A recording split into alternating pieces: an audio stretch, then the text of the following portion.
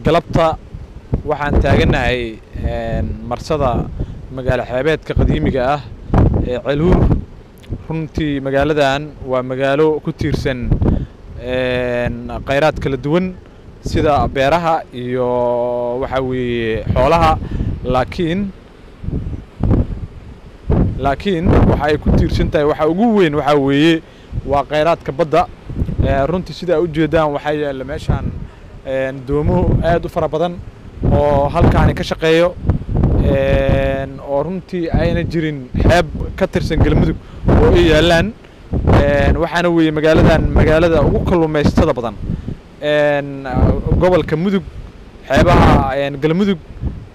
marka waxay u baahan tahay in la dhiirigeliyo kalluumaysatada ka howlgalo magaaladani.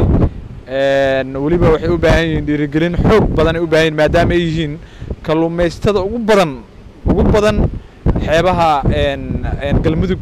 marka waxa weeye maanta waxaan taaganahay xeebta magaalada.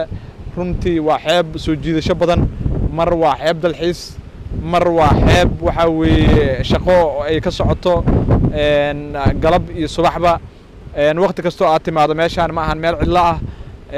waxaan rajaynaynaa in ay waxa weeye dadka ka soo jeedo magaaladan faca weyn oo runtii intaasoo qarni jirto inay magaaladan waxa weeye dib ugu soo laabtaan oo waxa karaankooda waxa weeye ka qabtaan. marka waxaan rajaynaynaa magaalo xeebeedkan inay noqoto magaalo xeebeedka ugu quruxda badan xeebaha ama magaalooyinka Galmudug insha Allahu tacaala hadduu Ilaahay yiraahdo. runtii kalluumaysataan de waxay u baahan yihiin waxa weeye in la dhiirigelin u baahan yihiin oo dhan kasta ah. waan rajaynaynaa inay dhiirigelintaas helaan hadduu Ilaahay yiraahdo.